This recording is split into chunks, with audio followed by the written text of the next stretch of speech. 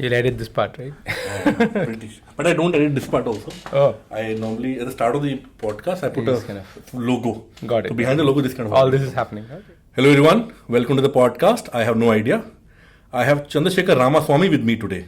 Also known as Vicky. Vicky, thank you. Hey everyone. Thank you so much for coming down. My pleasure. Okay, Vicky, tell us something which people don't know about you. Something which people don't know. Tough question, Deva. straight.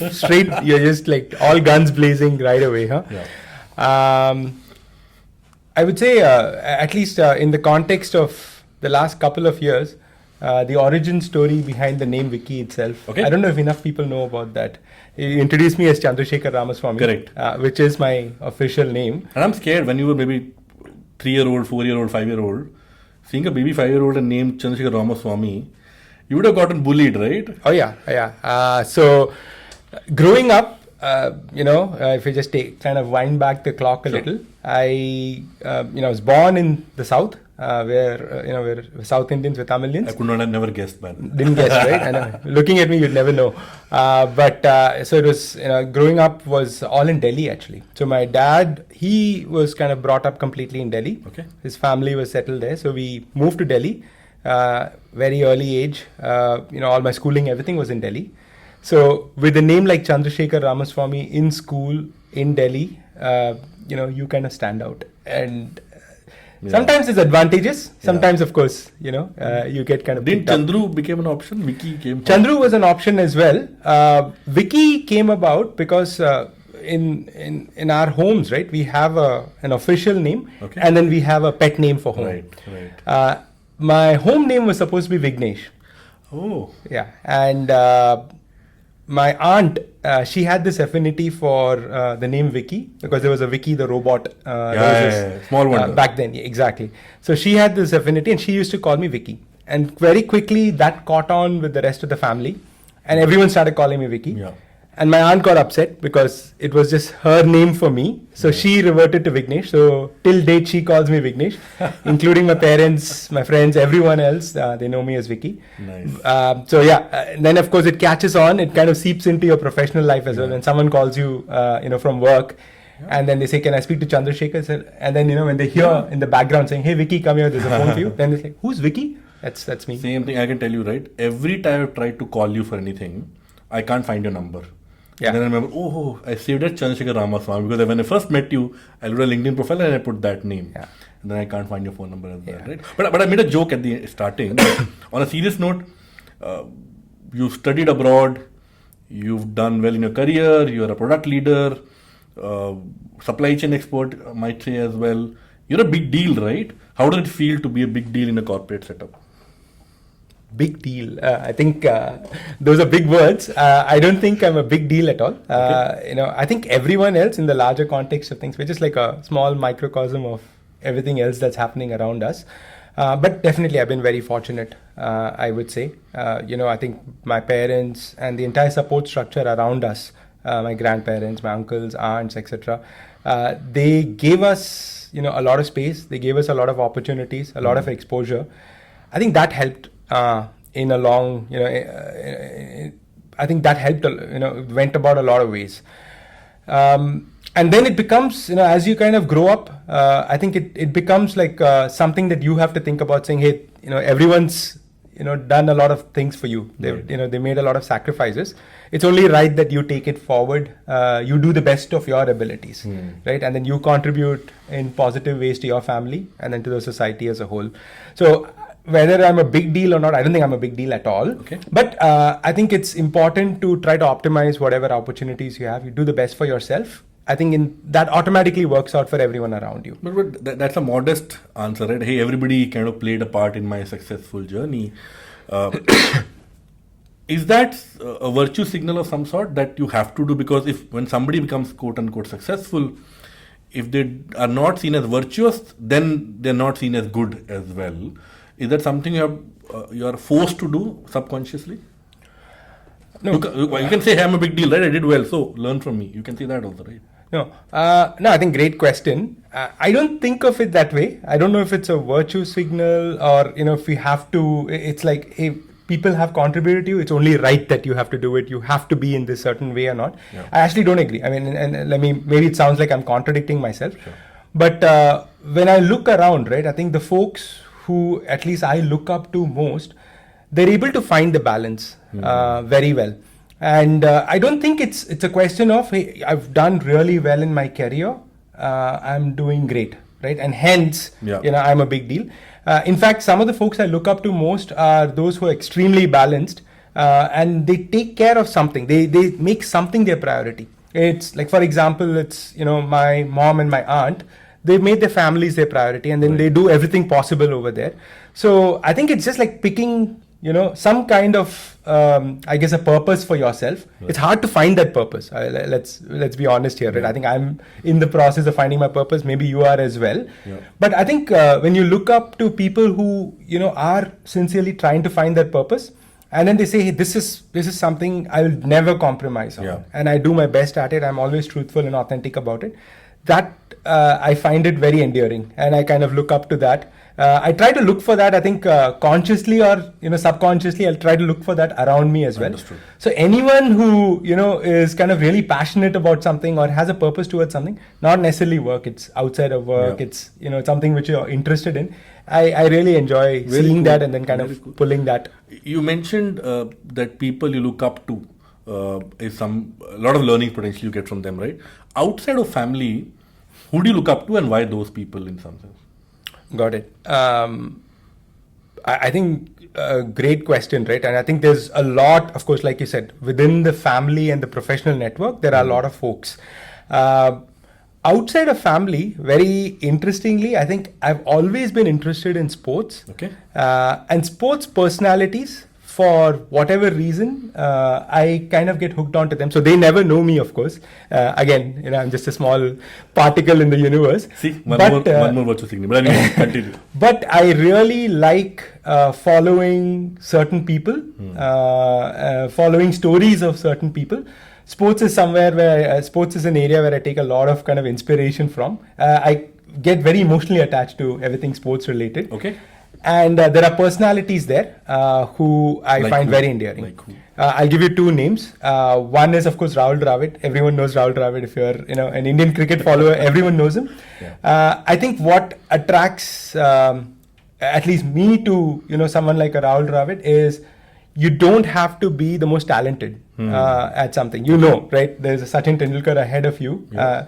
But what do you need to do to kind of make the entire, the team better? How do you make the team win?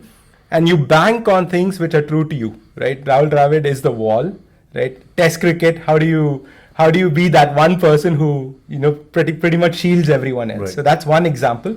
And all those guys, right? They are very authentic to themselves. They don't try to one up the other person. They're like, he or she has a role to play. I have a role to play, right? The other person is Jürgen Klopp, who was the manager of Borussia Dortmund and then Liverpool, a club which I follow a lot. Okay. And now, of course, he's moved away from the Liverpool job. But again, he's someone who came in as a footballer, but he was a very mediocre footballer. Okay. He never represented the German team, etc. But he managed a German football club. Then he moved to England, managed an English football club. Football is just deeply ingrained in the fabric of the society over there.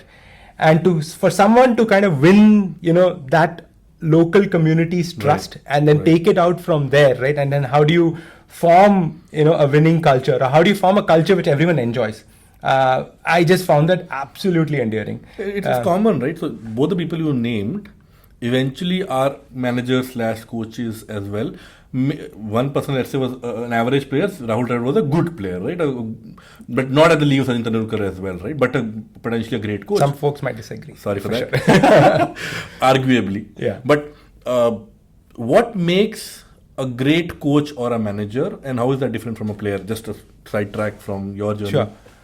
Again, learning from, observing how these guys have done it, right? If you take the example of Jürgen Klopp, I think they have the ability to see the much bigger picture beyond what's happening at a particular game.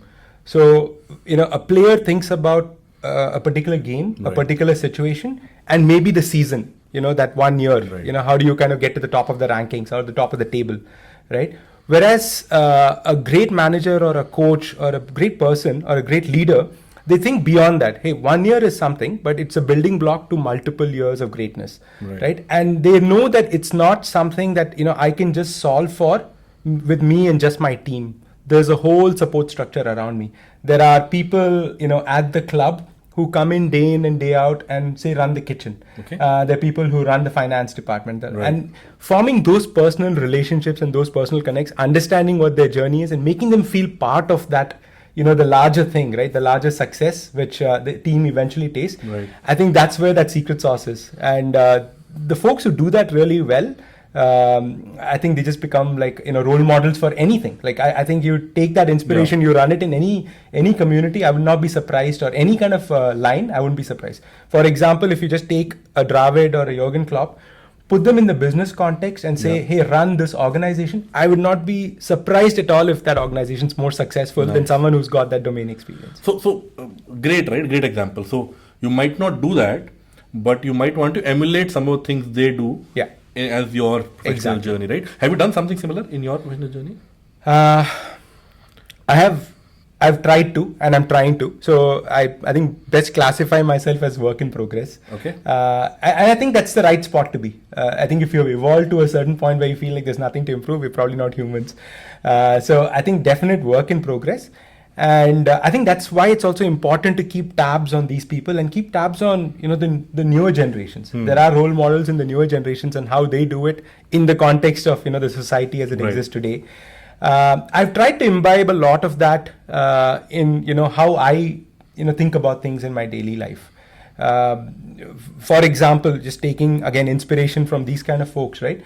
The importance of forming relationships, the importance of looking beyond just your team to other teams around you, and then teams which you think don't matter anymore, or you might not think that they matter in the context of today, but they actually do. I try to do that, which is why I think it's very, very important to form relationships and then solve for things later. Problems are always going to exist. When you solve problem number one, there'll be a problem number two which crops up.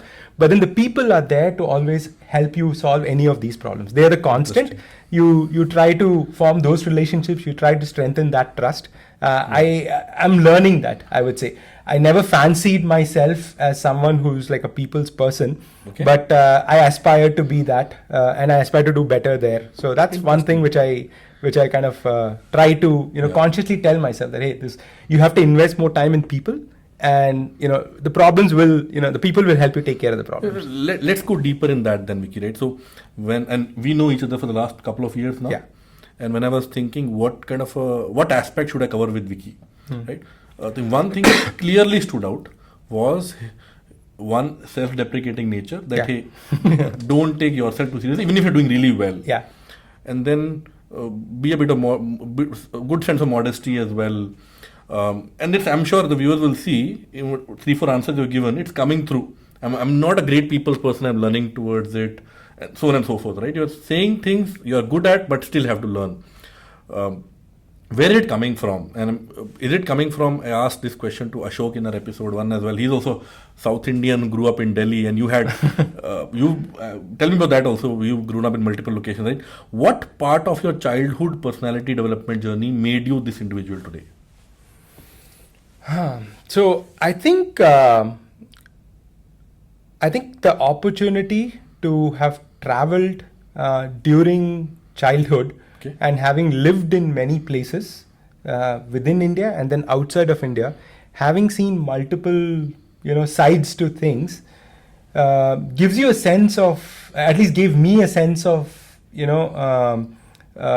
feeling that hey, what you're doing, it might look great today, but what's the impact that you've had, right? In the larger scheme of things, have you actually improved the life of someone? I know it sounds really idealistic and all, but I think that is playing in the back of my mind all the time. There's this voice in me all the time saying, hey, I know you're kind of doing things today, but when you look back, let's say, when you're like 55, 60, 65 or something, and then you look back, Are you going to say that, hey, I launched this product, or I was part of this growth? I doubt. Or are you going to look at some people who call you back and say, hey, remember we had this conversation that had an impact Remember on we you? had a podcast shooting. Remember we had a podcast and that went absolutely viral, and I'm sure. and a lot of people loved it and all that, right? So I think that sense you get when you travel a lot and you have this opportunity to... Can you make it real? I mean, I'm sure you traveled multiple places. Give me an example. Sure. This place I went, it could be very simple example of... I'll give you an example. Something real though. Sure. Growing up, like I mentioned, we were in Delhi, right? Typical joint family, Delhi, middle class, but definitely much more privileged than many other people can aspire to be. So there's no doubt about it. My dad had an opportunity to move to Singapore. Okay. You get a view of the ultra modern developed society. What year over was there. this? This was 1988. So moved to Singapore in 1988. Let's not call it middle class then. Okay, go ahead. Sure. And then we were there till 92. So about 4.5 years. And then we moved to Jakarta. Okay. Which is, I think in many ways kind of similar. Indonesia is kind of similar to India in many ways, developing and whatnot, right? You see different cultures over there. Singapore, again, a great mix of people from all over the place. Yeah. Jakarta, very different. It's very frustrating for the first few years. You've kind of tasted a place like Singapore where everything just works, right? Everything is perfect. To a place like Indonesia, where again, you'll have to make that effort. The system is not geared to you working well. Yeah. But then when it takes a few months, you start learning their language, and there's a lot of funny stories behind that as well. But then when you start observing the people, right, that's when I started really appreciating, how different cultures are. Give me an example, Vicky. An example there, right? So in Jakarta, you have, when you're an expat over there, you have actually a very, I would say, a very privileged lifestyle. Sure. What you hear about in, say, Dubai and the likes, right? You have household help.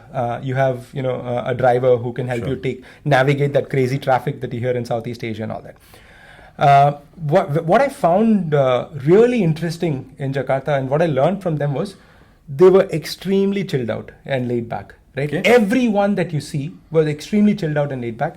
Right from folks who would come in and work in our house, right? The house help, to the folks, to the drivers, to the electricians. Everyone was good in many things, right? They were not excellent at any one thing.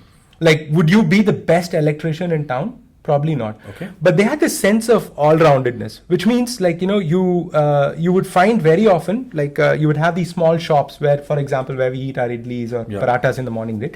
They would all accumulate over there. They would have their breakfast and their tea and whatnot. But when they're free, they would sit there for hours together, right?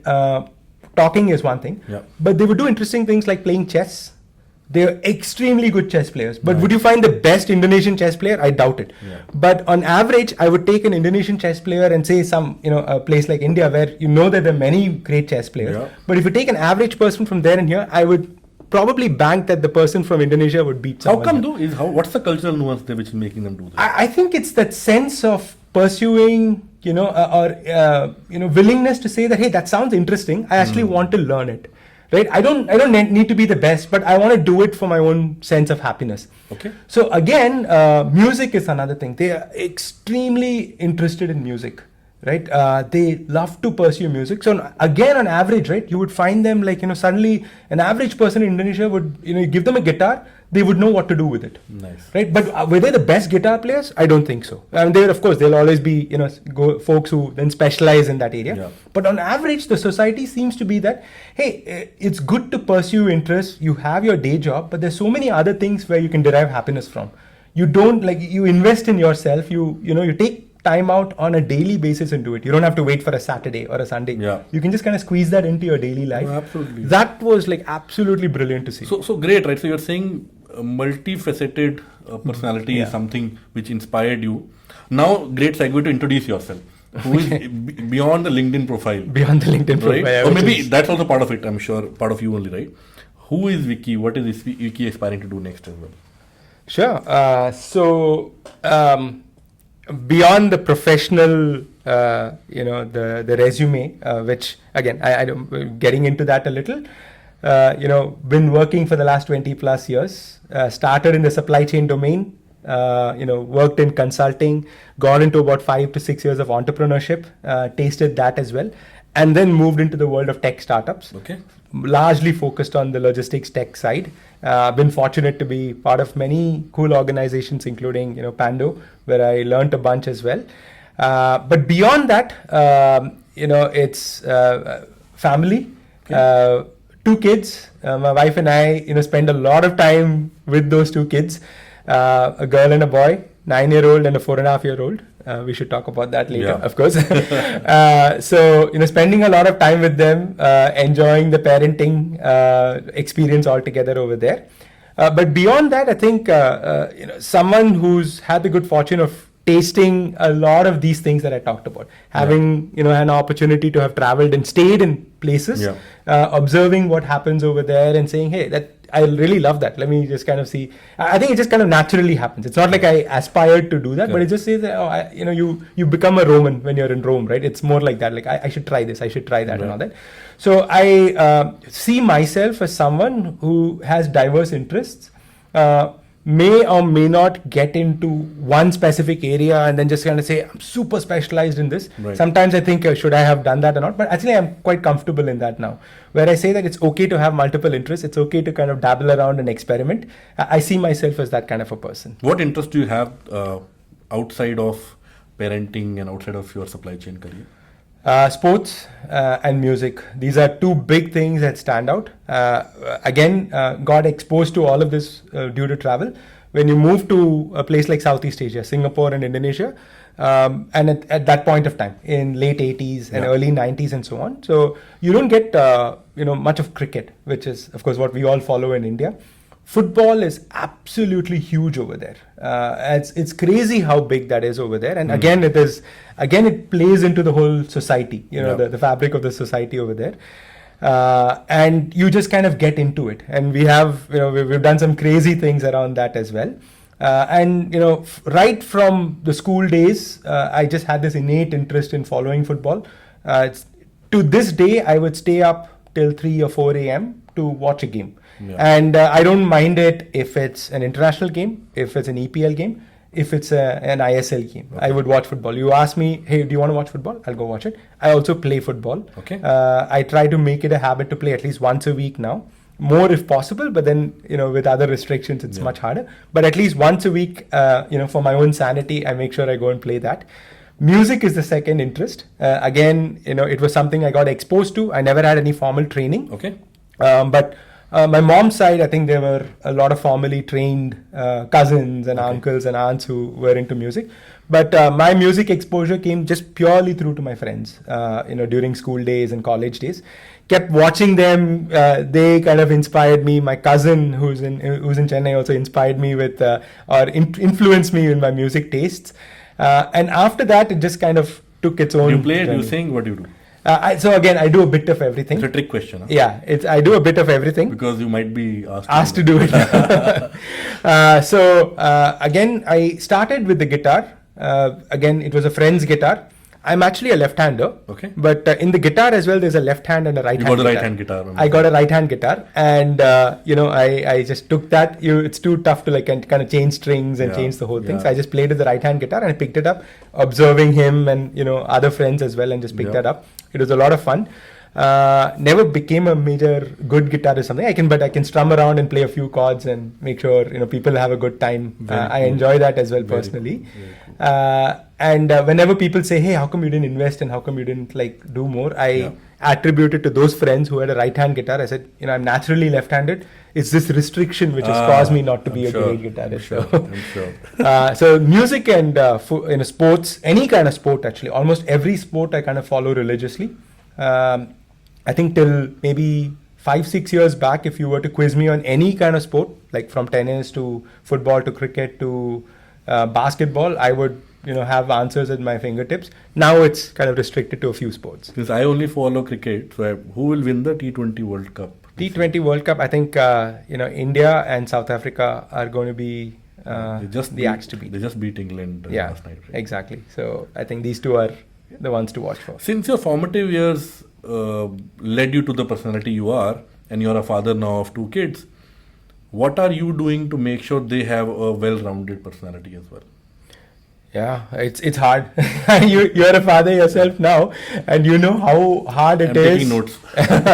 No, I'm sure you know. I'm sure you and your wife are doing everything possible. I think the first thing is exposure. Try to expose them to as many things as possible. And I think kids are awesome these days, right? They pick up a lot of things from their friends. There's just so much information available as well. It's a challenge for people like us to figure out, like, should we curtail what we're doing, what kind of guidelines and what kind of things do we put in place to manage them.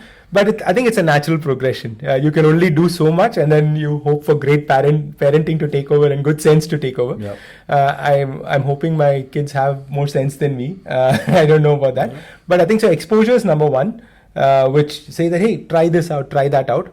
And then I think the second part is kind of chiding them on. There are always going to be situations where the next big thing or the next thing that interests you is the only thing that interests you. Correct. But kind of telling them, fine, start slow over there, but don't leave the other part out. Like, just keep going, and then it becomes like a venue. I think then your passion takes over, saying that I'm genuinely interested in this. Correct. I saw this with some of my older cousins who have raised my nieces and nephews.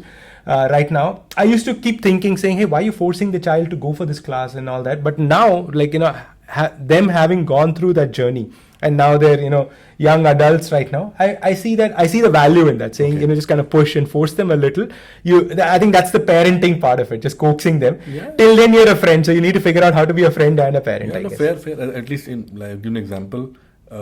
In my childhood, I never knew, till last week, I never knew what's a Beyblade is. I had no idea. Yeah. Even I still don't know. I know it's a term, and I feel like I should know it. I'll tell you. And if I say I don't know it, it's going to be embarrassing. Lesson 101 now, right? So my kid comes, he's a 4-year-old kid, right? And he said, hey, I want to buy a Beyblade. I have no idea what it is. He's coaxing me, I need it right now, right? And I'm going on Amazon, what is Beyblade? Eventually ordered it. And now he's addicted to it. It's essentially in our childhood, they used to have something called a top. Yeah. You press a button, or with a rope, you kind of... With the rope, yeah. It is a better version of that. With there's a string, and not a string, but a launcher of some sort. You pull the launcher and it kind of rolls around. There are various names of each Beyblade, and they fight with each other. The arena where they fight. It's crazy. Last 1 week I'm doing exactly that. Beyblade research. Beyblade, yeah. So that's I have still no idea. Where did he find out what a Beyblade is? None of his friends have it. Somewhere in school, somebody had spoken about it, I'm sure, and he wants it. And now he's very good at it. I read the... Are you good at it as well? I'm getting used to it. So I read the packet of the Beyblade thing. It said 8+ years old. And my kid is 4, and he's doing it really well.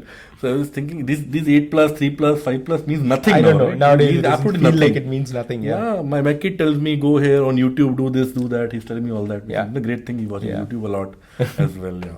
But cool. I completely relate to that aspect. I want to move back to the professional introduction you made, right? You said you had a few startups as well, right? I'm not sure how many. We'll talk about that. But you're currently not an entrepreneur. So is it safe to call you a failed entrepreneur? Is that a bad thing? No, it's not at all a bad thing. Okay. Is that true though? I think I think it's totally fine to call me a failed entrepreneur. I think the context of failure is, I think it's important.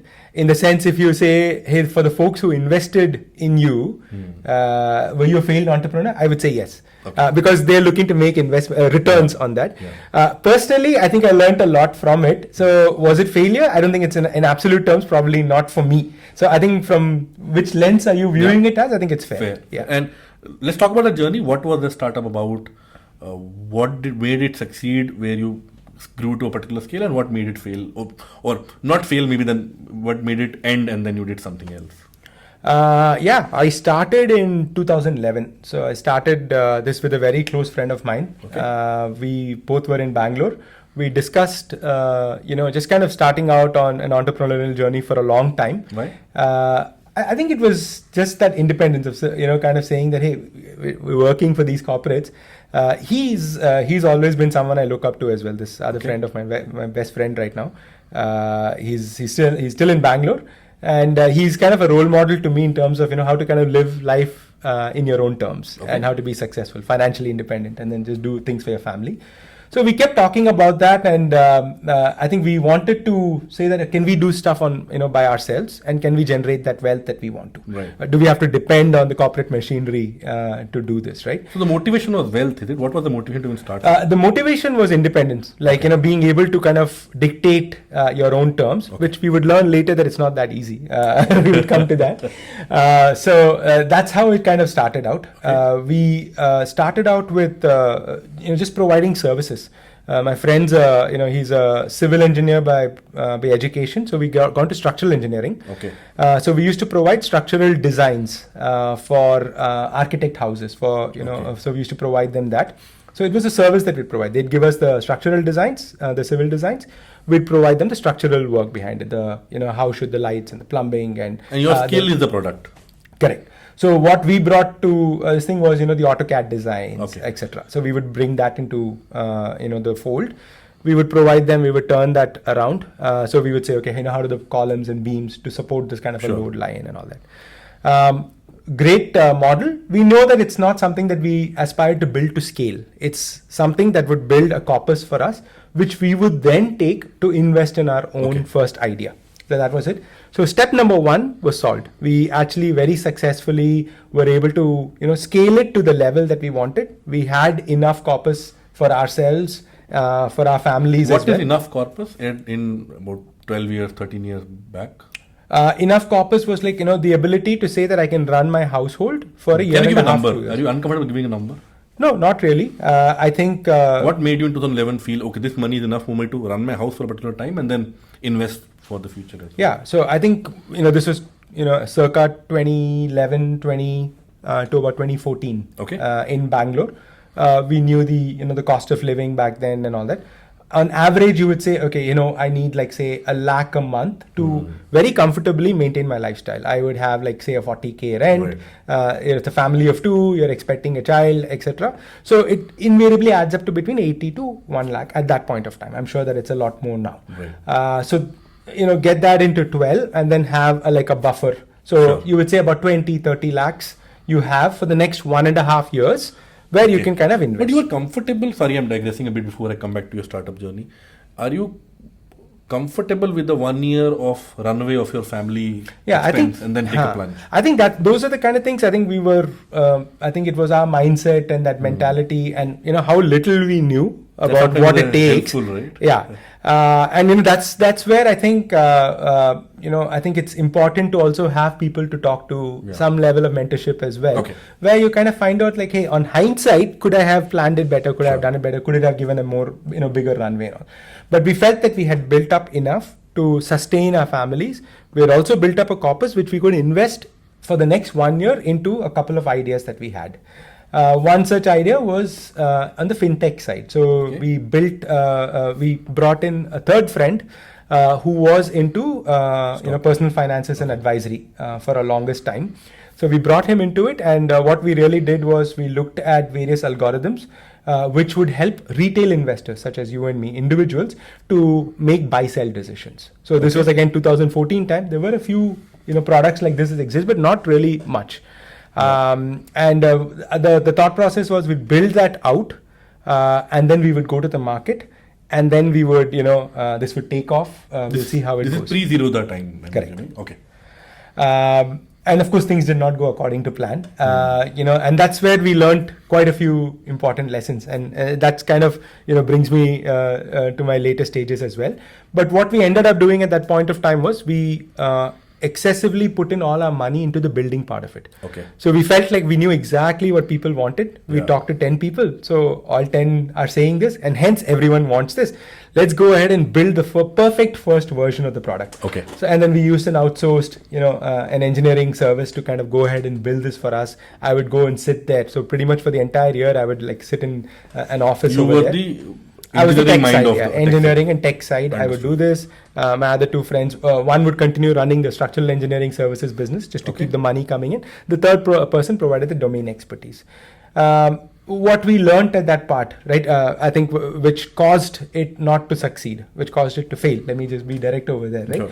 is that we over-invested on the engineering side, Okay. as opposed to kind of thinking about, hey, could we have just built out a small MVP? What does an MVP mean? Who are the core set of users? Trial and error of some sort. Trial and error. Does this make sense? Should we validate this more? Should we validate this with investors? What's the long-term idea over here, right? We didn't think through on many of those kind of factors. And we went ahead with that. We built it. We couldn't get it to scale. We had about, I would say about at the best point in time, we had about 600 to 700 individual retail investors. And then we also added a portfolio layer. So we added portfolio managers who would manage it for a bunch of investors. And we introduced a marketplace as well, where you can find a portfolio manager. So we invested we kind of got all these three business models into place. And at one point of time, we had about 40 portfolio managers. We'd go one by one in Bangalore and in Chennai to meet them and say, use our product. Okay. So this was SaaS before I actually knew what SaaS was. There were enough examples, but I just didn't do enough research. Okay. It was, a learning for me at that point of time. So that was experiment number one. Interestingly, we called our product cutyourlosers.com. Okay. And then we came to a point where we said, hey, this is our loser. We should cut this loser. So we kind of put a stop to that. We very gracefully transitioned it off to, with our customers as well. So we did that correctly. But then we understood. And the most interesting learning from it, outside of all the professional aspects of it, was we still remain extremely close and extremely tight as friends. Normally, I kept hearing that as friends don't get into business and all that. But we three of us are still really tight. My best friend and I continue to chat with each other almost every time. We visit each other as often as possible. So I felt like that it didn't impact that at all. So I was very happy. Breath of fresh air, Vicky. So many times I've seen there is a bit of a cold tension between founders as well, right? And it's since you are founding company together is like marrying, right? You can take a big commitment and you kind of put up with each other's nuances and quirks and whatnot. What is your advice in terms of starting a company with quote unquote friends, and is it an added advantage, disadvantage? What made you do it well? Because sometimes what will happen is I might not like your business decision, but this will impact certainly my personal equation, right? And vice versa as well. So how does that operate?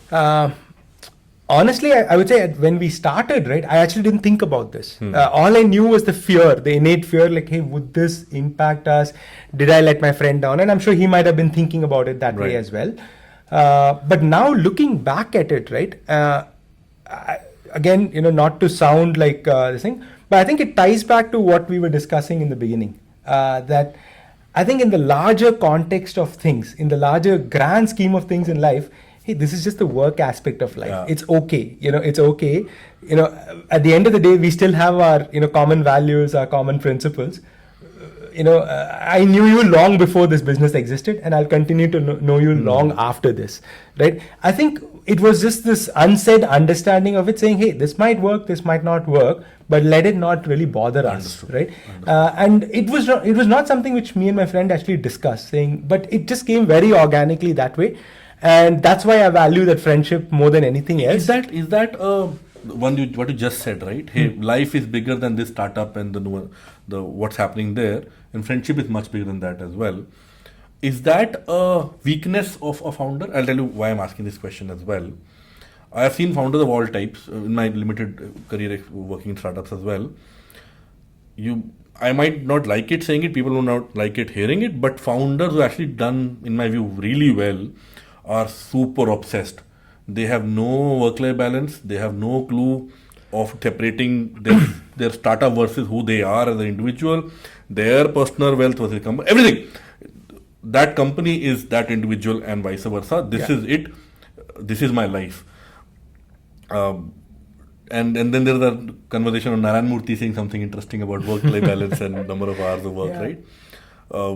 One of the things my ex-boss, one of the CEOs of a unicorn startup in India now, he said that he hates balance. He said balance is overrated. We are at this stage in our country and the building of our corporate world in this country and then for the world is forget about balance. Pick something which you like, and if you do it well, go all in and make it happen. If it don't happen, doesn't matter, but go it all in. Don't do balance and all. Another thing that it's a failure point, it's a weakness of founder, is his extreme view. I don't know what I feel about that, but I have a mixed view on that. What is your thought around, hey, life is bigger than this startup? Yeah. No, I absolutely fair point. And as you were saying this, I was just kind of playing back into other examples I've seen where things did not, like, where friends have started out, people who knew each other started out, and it did not exactly work out. And I see there's a bit of friction between them. I know of such examples as well. I think, I'm not sure, but my personal take on this is also that, I don't think it's wrong what you're hearing. I think it's a different perspective as well. Yeah. I think it goes back to, like, what are you aspiring to build, right? Are you building to scale? And, in the context of this, the world that we live in today, are you kind of looking at, it's a VC backed organization and you're building to scale, which means you are, at the end of the day, your business, you're trying to make someone else's money work as well. So you are vested in them as well. They are vested in you, and you have to do right by them. At the end of the day, this is business. Yes, you may have brought in, friends or people that but the business decisions kind of overtakes everything else. And in the context of that, it may impact a few things, right? I think that's one where, maybe I think it makes sense to make that really clear, saying that, hey, if it's VC backed, where, the goal or the mission is to hit this, right? Then let's all be clear that, we are going to take some very uncomfortable decisions. It may have some impact. We can work that out, or we'll figure it out. Let's be as transparent as possible. And I think there are, now that I'm seeing the other side of things, there are a lot of people and there are a lot of new businesses where they're saying, hey, I'm not really looking to build, that kind of a business, that world to scale. I'm looking to build a nice business, which, people are going to love this brand. Eventually it might get acquired. I'm totally comfortable by that. I'm totally comfortable with that. Or I'm comfortable running a small scale business. I'm fine with that. And I'm able to appreciate that side of things as well. I think the last few years, when people say I'm starting up and I'm going to build this business, we kind of over-index and think that, it's going to be this growth, exponential, explosive growth kind of a business. But there are these other things where, you can impact yourself and maybe a handful of others around you very positively. Is there a right answer though? Let's say non-VC setup, it's nobody's money, or nobody's dictating terms to me. Even then, you're starting a company, is there a right way to operate, or to each its own, that you want to slog it and make it the way you want to be, or you want to run it in a nice business which kind of runs your household and a bit more? I personally think there's no right answer. I think it's to each his or her own, because, as founders, I think that's the hardest part, right? At the end of the day, it's your baby. And, it's like parenting, going back to parenting. 100 people can have 100 opinions. Oh, don't do this, don't do that. No. But you as a parent feel like, hey, I'm doing the right thing. It's my baby and I'll do it. Good example, right? So, but you might discuss the way and operations or the maneuvering of raising a baby in your own fashion. But one thing we'll never discuss is I'll give up, right? Parenting is not a on-off kind of once it's on, it's on. It's never off, right? Right. A startup does have that option, right? Oh, if it doesn't work out, it's okay. I'm comparing it to, let's say, 80s, 90s, your early childhood, my early childhood, right? India's corporate, similar, in that range. So India's corporate setup was just coming up, I think. Globalization and all that has happened, I think, early 90s, right? Getting a job was a big deal. And then even my father till today calls job a duty. He never calls it a job, a work. And the word he uses is duty. I don't know why. He's not in army, so he still calls it duty. Versus when I kind of switched jobs in my career, he was very upset. How can you leave a company, right? You join a company, you leave a company when you retire, right? Versus, I think we've reached in India to some extent at a stage where, hey, leaving a job is okay, work-life balance and having passions outside, etc. All that is giving due value as well. When I'm in an HR profession myself, when I think of this in the context of a startup which is trying to scale with limited rights of success, right? What the right do I, sitting out of a company, have to succeed against a large company which has all the resources and more than me? Or that would mean sometimes I have to put some of those quote unquote new age concept of work-life balance and other things aside and just go for it. it's a balance, right? When Yeah. you have to have a talent. You as an employer, you have to be talent magnet as well. You Yeah. can't be saying, okay, guys, I don't care about my talent brand. Go for it. Yeah. What's your take on that? No, I think that's amazing. Like that, you are thinking about this, and I think that's one of the things which I feel founders today, right, are focusing and should continue to focus on. Which is one, when you kind of say that, hey, I have this idea, right, and I want to take this, and then they take people on the journey with them. Yeah. I think there are a couple of things to be really kind of actively think about and then actively kind of communicate to the rest of the folks. One is, hey, what's the purpose? Like, what's the mission here? What are we aspiring to build? How big is this? In my head, I'm looking to build a business of this scale. Right. The second thing is, I think identity. Right. So again, a founder, he or she thinking a lot about this. Like, I'm building a brand. Right now, I'm on this startup journey, right? And I am the person who is most invested in this. And the maximum stake in this business is mine. Right. And hence, I have a rightful say about its identity right now, right? What's that identity? Like, it could be, for example, that identity is one of saying, hey, we may need to kind of give it our all for the next 2 to 3 years.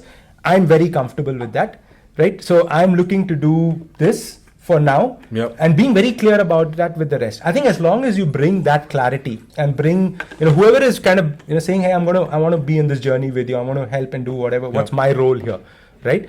For example, this identity part of it, I think in your context, when I think the founders talk to the folks in HR, talk to the people success team and say, this is the kind of identity. These are the kind of people who are saying, who are an extension of this organization. This is the value that you look for.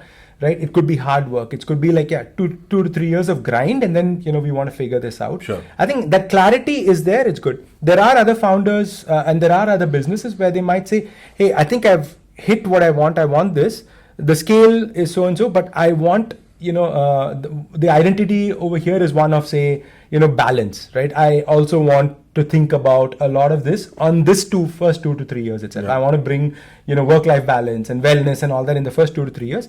Whereas there could be other businesses which are a lot more kind of burning in need, and then your time crunch is a lot lesser. So they might say that, hey, this is the identity. I think it's an important piece for the founders to actively think about that identity and actively get a pulse of that identity. Are we looking to do that? Is that what is happening? Is there some disconnect? Is there some discontent, or people are on the right track? And then kind of correct themselves as we keep going. Interesting. See, Vicky, there's always balance in your answer as well, right? Okay. Not only your life. As a product manager, hopefully that balance should be there. Interesting. Let's pivot here. Let's talk about something else, right? So you touched upon it briefly in the start, and I wanted to ask that question. I thought it would be too jarring at the start of the podcast. Okay. Let me ask it now, right? So it's a much larger universe. It's a much larger ecosystem. Within there's a random planet called Earth. There's a random country called India. Then the random city called Chennai. And two folks put some mic and then talking about it. All this is irrelevant, right? What's your view on existentially? Why are we here? What are we doing? Oh, and if we had that answer to that question, we would not need to do a podcast right now. What's your view? I think that's the best part. I think my wife and I, right? My wife is a lot deeper than me. Okay, so she thinks of these existential questions quite a lot. And I'm by nature a little more laid back, and I'll be like, why do we have to? But then I notice that as time goes on, right, I have started I don't know if it's the influence of my wife. Hopefully it is, because I think she's the best. But it's starting to kind of, I keep thinking about this, right? And I don't know the answer. I mean, honestly, I don't know why we are here, what's the purpose, nobody knows the answer. Yeah, right. But what I at least know is that whatever I'm doing, right, I'm able to figure out, is it providing me happiness? And is that happiness fleeting? Which means hey, if you do the same thing, say 1 year from now, I don't think it's going to give you happiness. Isn't every happiness fleeting? I don't think so. You do something which gives you, let's take an example, random example. Yeah. The first time me and my son, Gugu, his nickname at home, played Beyblade. Oh my God, we had so much fun. 1 week of playing, now I don't think we have, at least I'm he also is losing interest. Yeah. Anything you get happiness from and you do it again and again, you lose getting more happiness out of it. It's just where the brains are wired into how dopamine works, right? Yeah. It keeps looking for new ways to get it versus same repetitive nature. Yeah. And I think that's where I started looking at it. I also do the same thing, right? Like taking my son out for cycling. The first couple of days happy, extremely good, and then the week after you just had a long day at work, and then you come back and you're like, oh my god, I'm a little tired and whatnot. You think about it, but then I started kind of extrapolating that out a little, which means that I was saying, and maybe this applies to you as well. It's not the cycling or it's not the Beyblade, but it's just spending time with your son that gave you that happiness. Maybe it's something else. You know. So for example, in my case, the energy was a little sapping. Like, the having to go out in the sun and then taking him out and cycling was a little sapping. But can I do the same thing, in the AC room, spend time with him? The nature of us is like we'll have the phone right next to us. We're kind of multitasking and we're doing this, right? So I started extrapolating that out, and then I'm just looking for those traits and behaviors, right? At what's the purpose? And like I mentioned, I don't know the answer, but I definitely am very upset at the inequality which are there. I know that I'm super privileged. Why are you upset? How does it matter? There will always be inequality, right? Of a different nature. If not money inequality, there will be some other inequality. Yeah, I don't know why. It personally upsets me because, circumstances, right? Me and there's someone else, just for the reason that I was born into this particular family and another person just not having that right circumstances, the paths are drastically different. I'll ask you something offensive. Why don't you give your money away then? If you're feeling so passionate, give it away, no? Exactly. And that bothers me, saying, why am I not giving my money away? Why not? I don't know. That's the thing. I don't know. There is this, I don't know if it's a thing around me. There's one. And it's not you. We're not about you. I generally know you will give, right? Exactly, right? I don't know, right? I don't know what the future holds. Are my son and daughter in a space where I've gotten enough money? Maybe, things may not work out the way it is. Yeah. Have I built that corpus for them? And then I can give the rest of it away. Am I that kind of a person? I really don't know. I have a hypothesis. I think I want to hear that. I think at the end of the day, there is an innate animal tendency of survival, right? And anything which gives you comfort or confidence that me and my kin will have higher chances of survival, you'll gravitate towards that. Today, that answer is money in our ecosystem today. I'm sure that answer will change. Exactly. So while there is I feel bad about, and I'm not judging you. I do the same thing, right? There's I'm feeling bad about somebody. I want to give them money. First of all, is money giving the right answer? That's a separate conversation. But I want to help them. But I have everybody is on their own at the end of the day on this planet and anywhere else. If something gives me more chances of survival, just animal tendency will do it. Yeah, no, I totally, I like that hypothesis. And as you kind of talk about it, I think what I'm discovering, or I'm kind of telling myself, it's not money. So the inner voice in me is trying to exactly counter this natural tendency of survival, or gives me the best. So I keep telling myself, hey, it's not money. I don't know what it is. Like you said, right? Hey, if I give away my wealth, will suddenly things be better? Will I feel happier, etc.? I don't know that either. And that's the annoying part. Like, hey, what is that answer? I think we're just kind of trying to find that answer. I'm sure you're on your journey. I'm on my journey as well.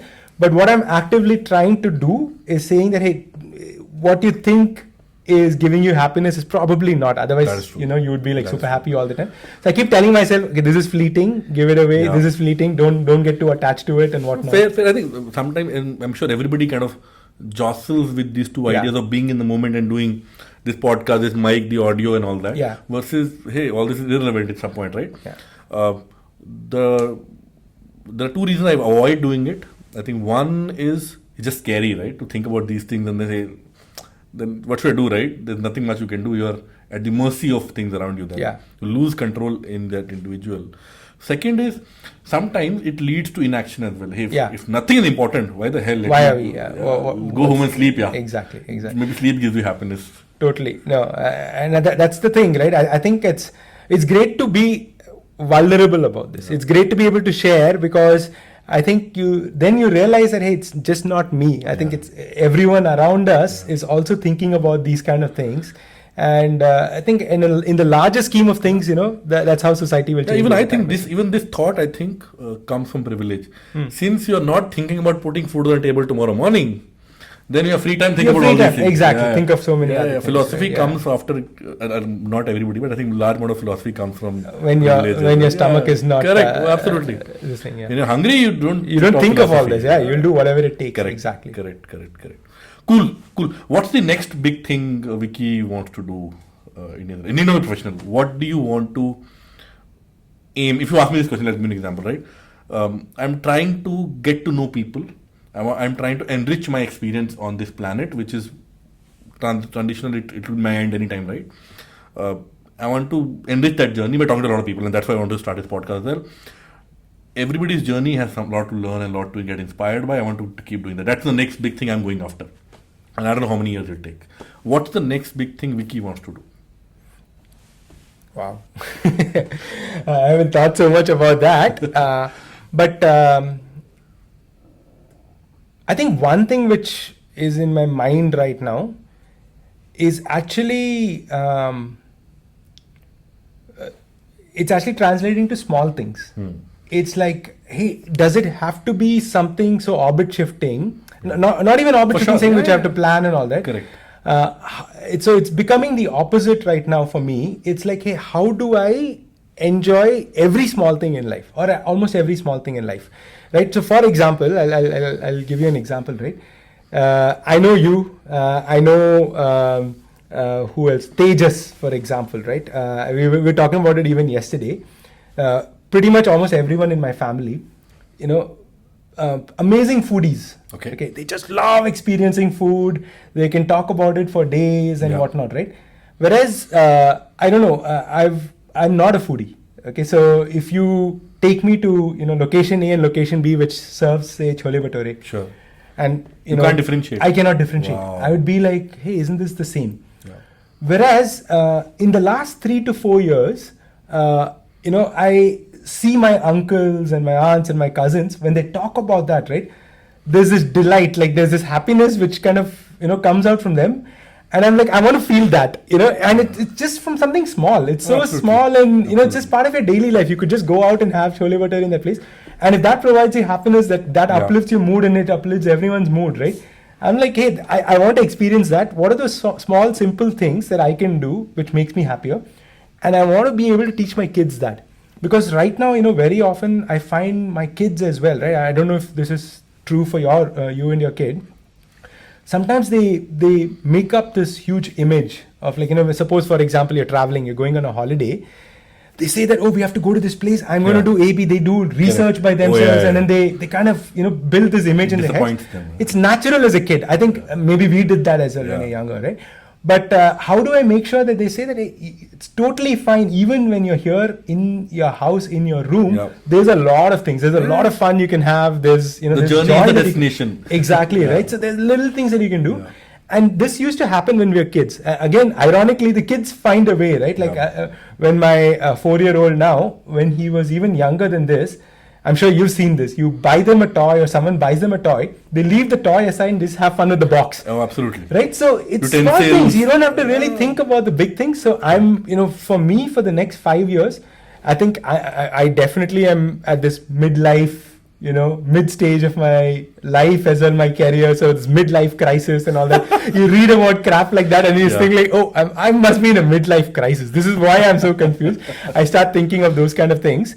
And I just want to dial back a little and say, hey, I want to chill out. On a daily basis, whether I like it or not, things are going to happen. Right? I cannot control everything around me, but I want to continue having joy, and I can continue finding joy in smaller things. Like, what are the smaller things I can look for and I can find happiness there? There has to be. Like, maybe I should become a foodie. I have no idea. I don't know if there's a manual for figuring out how to become a foodie, but things like that. No, for sure. I'll tell you, right? I've been introvert almost all my life. It's quite interesting. I'm not surprised. I'll tell you why later. So even till, let's say, my first year of MBA, my MBTI was INTJ. Right? I don't know, something flipped. maybe after first year and a few years later in I think 2015 or 16 I did an MBTI again. It was a heavy ENTJ. I went to E crazily. I don't know what happened there, but if you want to find joy, want to do something, put an effort, it kind of happens really, right? You can become a foodie, I'm pretty sure of that as well. What did you notice? Why did you say that I am guessed it? One was because in my observation as well, and you're validating that, is I think people shift, like their characters evolve as they go. I'm very certain, like I myself was extremely introverted when I was young. Okay. And again, just like you, only when I reached college, right after my high school, when I reached college, that's when I kind of opened up a little more to a point where I'm comfortable. Yeah.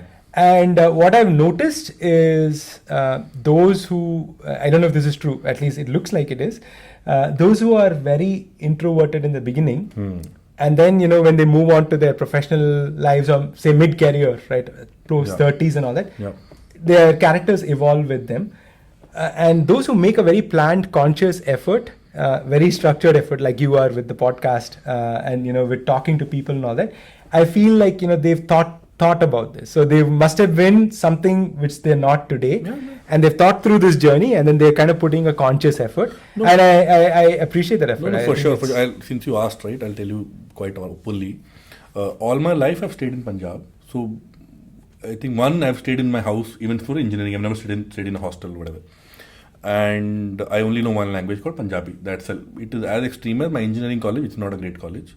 The professor will come and teach, let's say, laws of some theory of mechanics or whatever else. I'm a mechanical engineer myself. They'll speak in Punjabi and then explain the concept in Punjabi, right? So it is as extreme as that. When I went to my MBA, for some reason I had a sense of shame.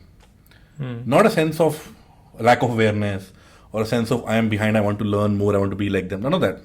But just a sense of shame that, I am lesser than these people who dress a certain way, talk a certain way about things. They'll talk about some things I have no clue about, right? Beyblade is one example. To be honest, I didn't have much toys in my childhood in the first place. Forget about Beyblade or anything else for that matter, right? So my even first year MBA went exactly like that. The culmination of that was I think we in our term 1 or term 2, right? We have this internship where I was one of the last people to get placed for an internship in my MBA program. And that hit me. I'll tell you what exactly hit me as well. I'm not sure if you experienced it. In India, let's say, quote unquote, tier 1 MBA colleges, the placements are a big deal, right? And it's a big pomp and show. It's a full tamasha. Yeah. It's full tamasha. It's a monkey show. It's a sabji mandi, right? 4 or 3 a.m., loud music in the hostel is played. Loud as a deafening, 200 decibel or something like that, if I don't know if it's possible, right? And they make you get ready by 4 a.m. and then your interviews by 5 a.m. and go on till 1 a.m. and then 2-3 hour, 4 hour break, go to sleep, whatever you can. Then loud pomp and show again, right? Day 0, day 1, day 2, day 3, all this will happen. And then you go into rolling, where placements are broadly done, some buggers are left, let's not do any pomp and show for them. They will wake up whenever they want to, some company will come and will take them. So day 4, this pomp and show didn't happen. So I woke up with no tamasha, and I'm still not placed for an internship. What about a job? Just an internship, right? That hit me, boss. While I thought I've gone into a decent MBA college, my life is set. It is way away from that. Nobody wants this bugger for an internship. Forget about a job in an accelerate kind of a massive college, right? Was hitting me crazily. Post that, I think I made a conscious choice. Chuck it. Let's not assume things will happen on its own because you got a tag of a college. And went in studies, extracurriculars, case studies, any speaking opportunities. Just go after all of my weaknesses, right? Go after everything. So I had an opportunity to go to US for an exchange program. I didn't do it because that same semester in India, MBA colleges have a lot of case study competition. I want to win all of them. You wanted to. And I did win many of them as well. Awesome. From a 120 people batch, I was, I think, 110, 115 in my first 2 terms, to ended up a second ranker in my finals. Okay, now the college has ended. I'm the second rank of the batch. I would have been the first rank if my first term would have been slightly better. If not, slightly better would have made it first rank. But in any case, so and that gave me, okay, you invest your time and effort, and it does give a result. And I'm like any of these people, yeah, just try to put effort. That's all. And then so on and so forth. I stopped feeling shame. If you gave me this example of football coach, right? I have never heard this name, boss. I have no clue. But I'm okay with it. I'm not feeling ashamed on this podcast. People see this bugger doesn't know about the new age football club. I have no idea. I'm not interested also. So, one, I've stopped feeling shame. Second, if I'm thinking that I'm having a weakness, I'll put in my effort, do my best, and then leave it at it. My dressing sense changed. My mother used to even now tells me, I used to worry about brands a lot, what I wear, what shoes, what shirt, whatever else. Now I've stopped caring. I don't give a damn. I like what I wear. If I don't like, I'll not wear. If people judge me for the kind of clothes I wear, somebody told me you don't dress up like a VP of HR. I don't care. Yeah. Right? If they're judging me like that and they don't want to talk to me because of that, thank God for that. I don't want to talk to them either, right? If they're judging me. So that's something. That flipped the button. And now with this parenting journey, I'm trying to instill some of that to my kid as well. Okay, boss, these things are irrelevant in somebody. You like a clothes, you like a color, you like a toy, play with it, but eventually you are here for bigger things. These kind of things don't matter beyond a point. That's a incredible turnaround story. Yeah. I love that. And so you'll go into inspirations now.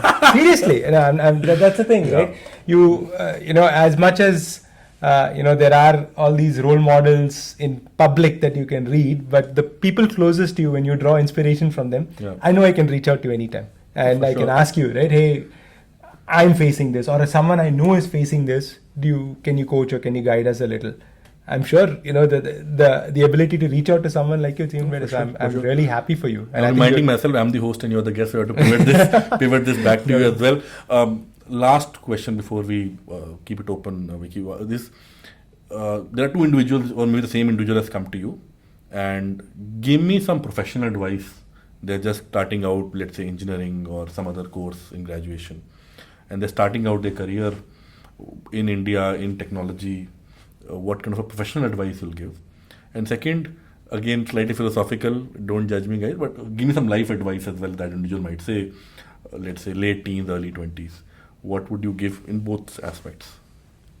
All right. I wish, I'm sure all of us, when we look back, was like, what could I have told myself when I started out in this Same journey, question, right? different word. Actually. Same question. No, absolutely. I think there's a lot of overlap between both of them. In the professional side, right? Someone who's starting out early in their career. I think it's going to an example which you gave, your own example, right? It's one is that I think it's a long career, right? When you start out, it's the first session, the first ball of the first innings in a long test match. Yeah. Okay, and it might end up in a win, it might end up in a draw. Actually, it's almost always a win. Yeah. You don't have to worry about it. It's the first step that you're taking, right? So don't, things will work out if you do the right things. Like if you stay disciplined, if you stay focused, things will work out. You know what you want to get into, or you have an idea of what you want to get into. Yeah. That tech, that product, that area may or may not exist in 5 years from where you start, and it's totally okay. Yeah. It's totally fine. Where you start out and where you end and where you are in between, you'll see that there are tons of differences. Those experiences will change you, right? So don't put like crazy pressure on yourself to just go, all out and say that, hey, if this doesn't work out, it's the end of the journey for me. It's not. You know it. Your own experience has taught you that. But at the same time, don't stay complacent, right? Yeah. You have to do right by yourself. You're starting out your journey. Be the sponge. There are amazing, incredible people. If you just look anywhere around you, learn as much, question as many things as possible, and try to stand out, right? It's if you're just another person who's going to say that, I'll just do as I'm told, right, to do, that's fine. But then I think if you question and say, why are we doing this? What's the impact? Why do we need to do this? I think one, you will learn the meaning behind or the impact of what you're trying to do. And two, I think people then, also get an opportunity to kind of say, hey, that's interesting that, this young kid is asking me this. Right. am I able to guide him or her, right? And it also helps them. I think people love to help. Yeah. I think you see this, right? You also want to impact as many people as possible. The podcast itself is like, the name of the podcast itself is giving you... Not too many viewers as of now, but okay. That's okay. You will see it when you go viral, right? I'm sure. But I think that's the thing, right? People, I think maybe this goes back to that sense of purpose as well, right?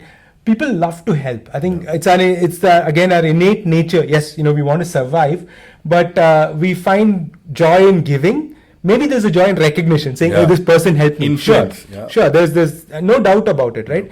But at the end of the day, you feel like, hey, I've helped 20 people, maybe 5 people recognize me. That's still, I can at least tell I've helped 20 people. Yeah. There is this joy in helping. So people will reach out. I mean, people will help you when you ask them the question. So I think at that early stages in your career, don't unnecessarily put undue pressure on yourself. Be right, ask the questions, and kind of stick to what you have to do. Like, be disciplined at that. Personal life advice, I would pretty much say the same thing, right? I think it again, there's a ton of overlap over here, but again, I think I think there's a new trend nowadays, which maybe didn't exist as much as it did back then, but actively maybe I don't know. This feels weird to say, but there are these mentors and coaches nowadays, right? Yeah. While you don't have to look for someone certified and all that, right? Yeah. But there are lots of us who've been through this journey and who are going through this. Yeah. I think it's great to find some kind of a role model within your family or your friend circle or even your professional circle who you can be vulnerable with. And then talk through them, because there are tons of distractions. There are tons of things that happen, but many people have gone through this journey. You'll find that there are a lot of similarities between someone else who you think has had a perfect life and you. Everyone's had a rocky kind of a life, right? Sure. So I think just kind of having a small set of people who you can always bounce ideas off or be vulnerable with, and kind of seek some kind of guidance or counseling, it really helps. They will help you in your professional side, they'll help you in your personal side, and age is no bar in this, right? I think even for someone like me, I'm actually looking out, right? And I always say that there's 2 or 3 people, still young, by the way, whether they know or not. HD is one of them, by the way. I know, right? I know the journey that you've been through. I know that, hey, if there are these kind of things, I should definitely pick up the phone and have a chat with HD. Yeah. And I know that you'll be more than willing to help. Like that, there are many around us. Sure. So these are the 2 things I would say that, just be cognizant of that. Wow. On that note, Vicky, I want to thank you for being part of this. I've been coaxing you for last a few weeks now, as late as last evening. You've been more than kind to take a time on a weekend and do this. For a nobody who's trying to do something. Oh my God, we're 2 nobodies then. Nobody. But thanks, Vicky. Hey, no worries. Thank you so much. Thanks for having me. This is the first time I've been on camera talking for so long. I would definitely say that.